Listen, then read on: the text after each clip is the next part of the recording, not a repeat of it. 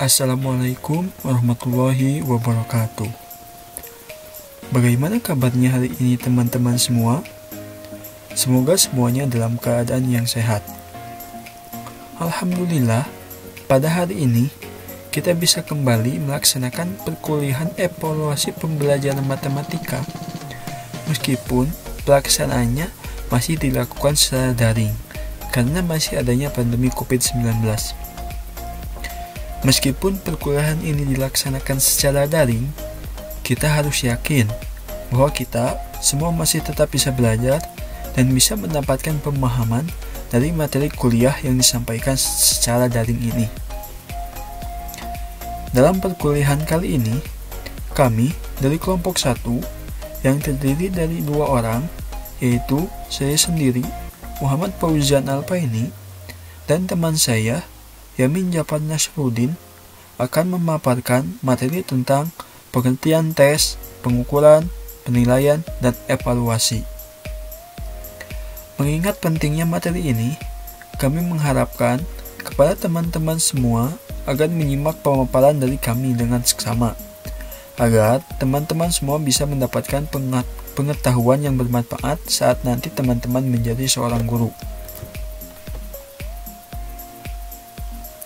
Adapun materi yang akan dibahas oleh kami kali ini yaitu yang pertama, pengertian tes, yang kedua, pengertian pengukuran, yang ketiga, pengertian penilaian, dan yang keempat, pengertian evaluasi.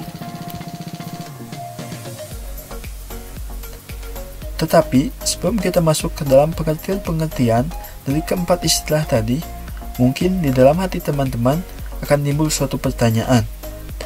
Mengapa kita harus memahami pengertian dari tes, pengukuran, penilaian, dan evaluasi dalam suatu pembelajaran, khususnya pembelajaran matematika?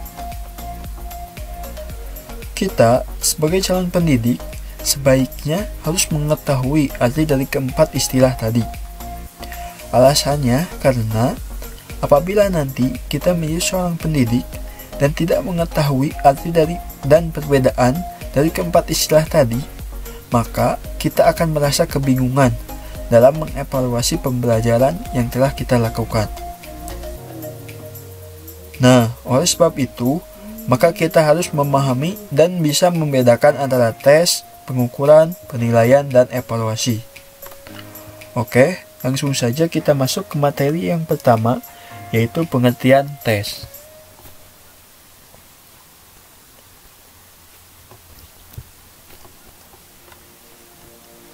Apa itu tes?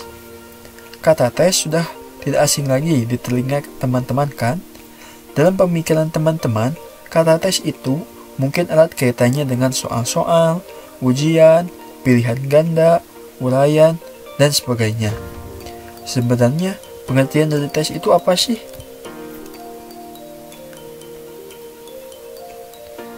Tes merupakan suatu alat atau instrumen yang digunakan untuk mengukur sesuatu yang sifatnya benar atau salah, dan bisa digunakan untuk mengukur kemampuan siswa. Artinya tes adalah alat atau instrumen. Sebagaimana teman-teman tahu, di dalam suatu pembelajaran, kita tidak harus selalu menggunakan tes. Akan tetapi, di dalam suatu kompetensi, terutama kompetensi kognitif, kita akan sering menggunakan istilah tes. Mungkin teman-teman di dalam hatinya bertanya, tes itu contohnya seperti apa sih? Contoh dari suatu tes, di sini saya misalkan, dalam mata pelajaran matematika, kita ingin membuat satu tes untuk mengetahui kemampuan siswa di bab trigonometri. Apakah siswa kita sudah paham atau belum mengenai materinya? Maka, kita akan membuat soal yang bisa berbentuk pilihan ganda, uraian, isian singkat, benar atau salah, ataupun dengan jenis tes lainnya. Contohnya di sini, kita membuat 20 soal pilihan ganda. Dengan bobotnya, jika benar adalah 5, tetapi jika salah, bobotnya adalah 0. Di sini jelas bahwa kita telah menyusun alat tes untuk mengukur siswa kita. Jadi, pilihan ganda tadi adalah alat mengukur, itu disebut tes. Sampai di sini paham teman-teman? Apabila sudah paham, mari kita masuk ke dalam materi yang kedua, yaitu pengertian pengukuran.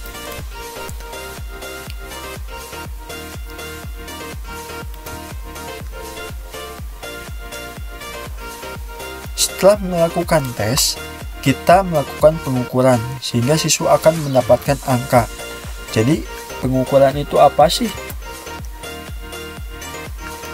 Pengukuran yaitu pemberian penilaian dalam bentuk kuantitatif ataupun angka terhadap alat tes yang sudah dikerjakan sebelumnya oleh siswa.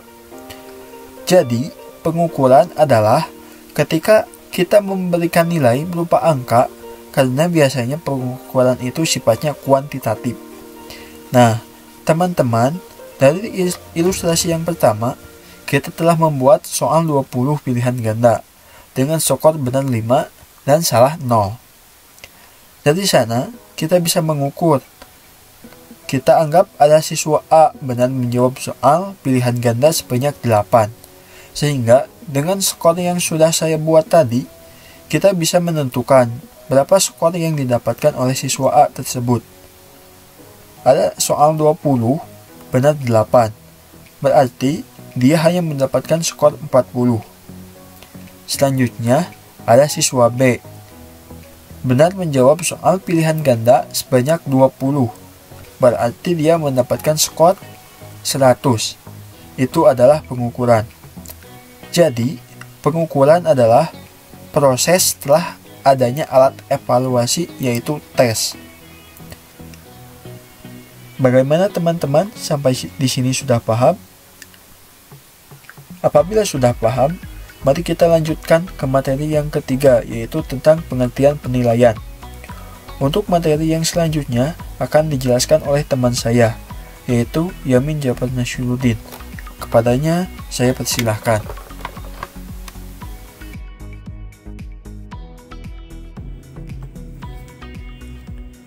Oke, yang selanjutnya adalah pengertian penilaian. Apa itu penilaian? Penilaian atau assessment merupakan proses pengumpulan atau pengolahan informasi untuk menentukan kualitas, yaitu nilai dan arti dari hasil belajar peserta didik, atau pengambilan keputusan dapat dikatakan baik atau tidaknya sesuai kriteria. Penilaian dilakukan oleh guru untuk memperoleh informasi atas capaian proses dan hasil belajar peserta didik. Nah, tadi udah dijelaskan tentang tes dan pengukuran. Sekarang, kalau di penilaian dia lebih ke bermakna. Bagaimana memaknainya? Artinya suatu proses yang sifatnya kualitatif. Dia memberikan judgement terhadap proses pengukuran yang telah dilakukan. Tadi sudah diketahui bahwa siswa A mendapatkan nilai 40 dan siswa B mendapatkan nilai 100. Maka saya sebagai guru bisa menjudge suatu kompeten yang saya minta berdasarkan kriteria. Misalnya, di sekolah ada istilah KKM. Jadi ini untuk ketuntasan minimum. Misalnya belajar matematika di SMA kelas 10, KKM-nya adalah 75. Saya menjudge si A dan si B. Si A mendapatkan nilai 40, berarti dia tidak memenuhi KKM atau tidak tuntas, dan si B mendapatkan nilai 100, berarti dia memenuhi KKM dan dia tuntas. Itu yang disebut penilaian. Yang selanjutnya, pengertian evaluasi. Apa itu evaluasi? Evaluasi menurut Girpin dan Nix 1991 adalah judgement terhadap nilai atau implikasi dari hasil pengukuran. Menurut definisi ini, evaluasi selalu mendahului dengan kegiatan pengukuran dan penilaian.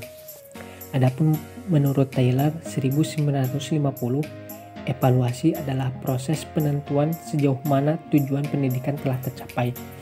Nah, di evaluasi ini ketika kita sudah menjudge bahwa si A dan si B tadi seperti ini, maka kita ada refleksi terhadap proses pembelajaran.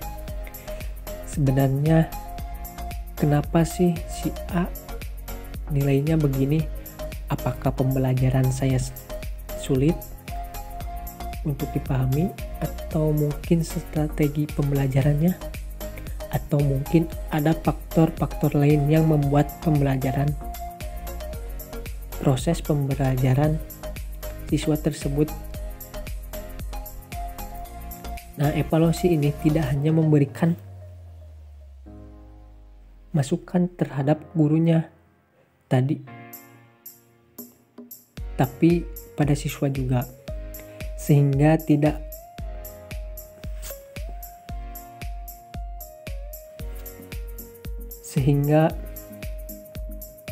ada tindak lanjut di evaluasi, yaitu mengambil keputusan untuk melakukan apa lagi yang akan dilakukan untuk selanjutnya. Jadi tadi misalnya si A mendapatkan nilai 40, apa tindakan selanjutnya? Nah, di sini tindakan selanjutnya yaitu remedi. Terus si B mendapatkan nilai 100. Apa tindakan selanjutnya? Yaitu pengayaan. Adapun tujuan evaluasi yang umum menilai hasil belajar peserta didik, terus mempertanggungjawabkan penyelenggaraan pendidikan kepada orang tua siswa dan masyarakat. Yang ketiga, mengetahui ketercapaian mutu pendidikan secara umum.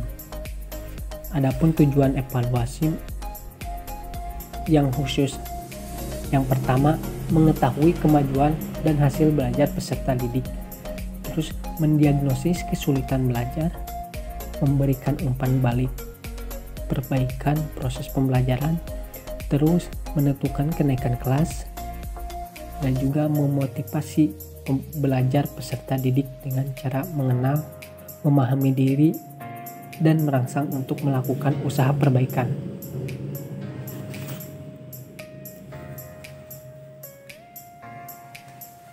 Adapun manfaat evaluasi, yang pertama bagi guru yaitu memberikan umpan balik untuk koreksi hasil penilaian, terus membantu membuat laporan lebih bagus, terus menaikkan efisiensi belajar.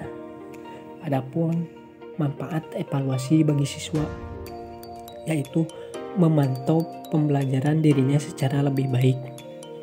Terus ada bagi orang tua, manfaat bagi orang tua mengetahui kelemahan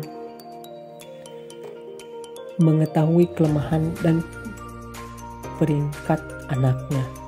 Terus mendorong orang tua peserta didik untuk melakukan bimbingan kepada anaknya. Yang ketiga, melibatkan orang tua untuk melakukan diskusi dengan guru, sekolah, atau madrasah dalam hal perbaikan kelemahan peserta didik. Nah, di sini kita bisa simpulkan bahwa dari keempat istilah tersebut, tes, pengukuran, penilaian, dan evaluasi tadi tidak bisa dipisahkan dan bisa disimpulkan sebagai berikut. Yang pertama, jika kita tidak membuat alat tes, maka kita tidak bisa melakukan pengukuran. Yang kedua, jika tidak melakukan pengukuran, maka tidak bisa melakukan penilaian.